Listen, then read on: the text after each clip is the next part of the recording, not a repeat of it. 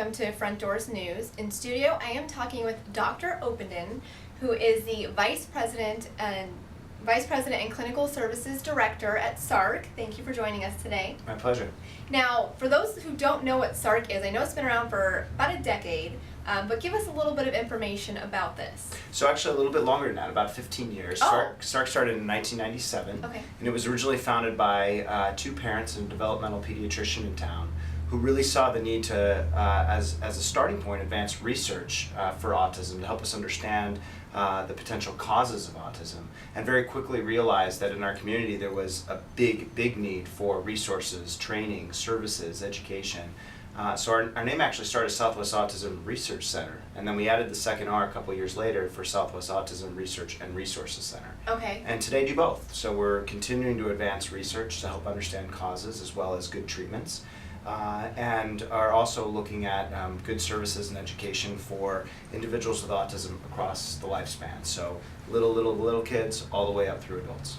Okay, and then tell me about some of these programs that you have in place, just a few examples of some things that you're doing. Sure. So Sarrc's flagship program is called Jumpstart.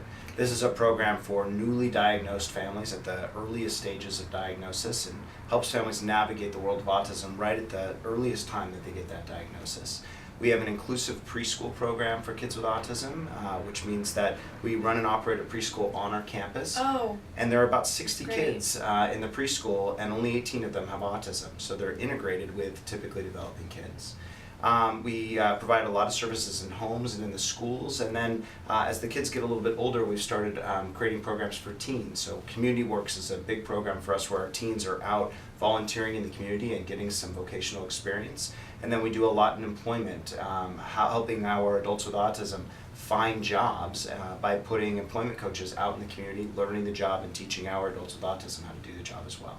Now is it the beneficial being? Tell me a little bit about that, because I just heard about this the other day and I thought it was kind of a cool concept. Sure, so Beneficial Beings is one of our more exciting newer programs, a social enterprise program that is helping adults with autism start their own businesses, and in this case, a coffee business. So we partnered with Matador Coffee, and we've created Sarrc's own brand of coffee called Beneficial Beans. And just this last year, we opened up our first Beneficial Beans Cafe at the Scottsdale Civic Center Library. So you can go to the library, pick up a latte, go in, read a book, and all with the benefits of Sarrc's coffee and interacting with Sarrc's staff and people with autism that work there. Now, there was kind of an alarming statistic that I had read that, was it 90% of those adults with autism have trouble finding employment?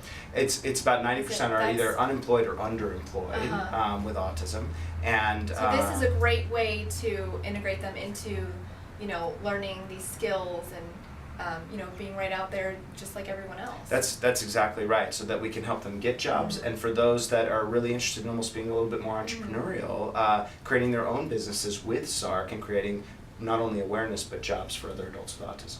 I read something on your website by one of the founders, Denise, and it said what you do, where you go, what you eat, how you sleep, and how you feel largely depends on your family member with autism. Mm-hmm. So it goes much further than just the individual with autism. It's the entire family. And I also had seen something about grandparents. Mm-hmm. You provide a service for grandparents to even learn about their grandchild that has autism. That's exactly right. We originally used to only think of kids with autism and autism affecting that individual.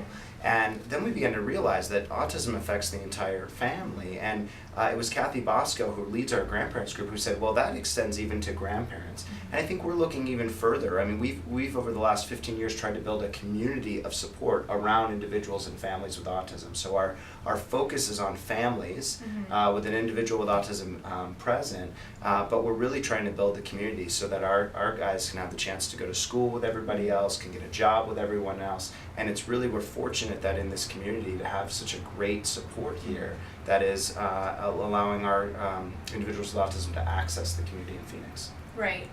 Now you have an event coming up that supports the organization, so tell me a little bit about this community breakfast in May. So this is Sarrc's major annual event that we put on every single year. It's the annual community breakfast. It's at the Arizona Biltmore. It's the Biltmore's single largest event that they do every single year for a nonprofit organization. And this year we're expecting somewhere between 1,800 and 2,000 people to attend the events. It started about 14, 15 years ago with only about 300 people, so it's grown massively over time. And the purpose of the event is it's really completely underwritten by sponsors within our community. And then table captains invite people that they know that are likely to come be informed and be educated about Sarrc. It's our job then to move those who attend the breakfast to want to give and be inspired to give based on what they're seeing at the breakfast program.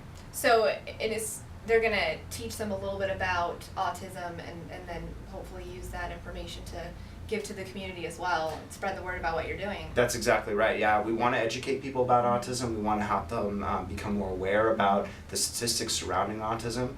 And ultimately we want to inspire them to give. And this year's theme is actually a very cool one. We're focusing on a lifetime of firsts. And what we're trying to do is relate to all those things in people's lives that they really remember about their kids, their first day of school and their first date or their first car, or their first job. Everybody remembers these things. So, and for a lot of our families, those firsts are met with major, major struggles. And they're not getting those same opportunities for first that people that don't have autism have. And what we're hoping to draw out is to help people connect with their own firsts in their lives, to recognize some of the struggles that people with autism and their families faced, and then finally to show them how Sarrc is giving those families back those first opportunities and making them successful. That's such a great thing. That's so powerful. Yeah, we're really looking forward to it. It's a theme that we've been really excited about for the last several months. And it's on May... It'll be on Thursday, May 2nd. Thursday, May 2nd, okay. The program starts sharply at 7:30, but we have you out of there by 9 o'clock, and the only thing we ask is that you arrive early and park and get in there early, because we start on time and on time. Okay, and then if somebody wants to get more information, your website? Our website is www.autismcenter.org, and there's lots of information there about Sarrc, our program, services, and research. Okay, so people will need to register for the breakfast? Yes, they would need to register, and likely most of the people that attend the breakfast are invited by table captains that are putting that together, but there are other opportunities to interact with the breakfast as well. Okay, and then donations also can be made directly to your website? Absolutely, and you can go on our website. There's Donate Now button on most of the pages there. And you can buy those beneficial beans on there too, right? Absolutely, you can buy them off our website and go right and buy the bag of coffee. There is granola, there's coffee cups, there's lots of different things. It's a cool gift. Yeah, absolutely. Okay, well, I really appreciate you taking the time to come here and talk about your mission. And then also congratulations, because you will be the CEO. Yes, I'm transitioning into the President and CEO role as of July 1st, so a lot of exciting things ahead. Well, it sounds like they have a great leader, so congratulations. Thank you.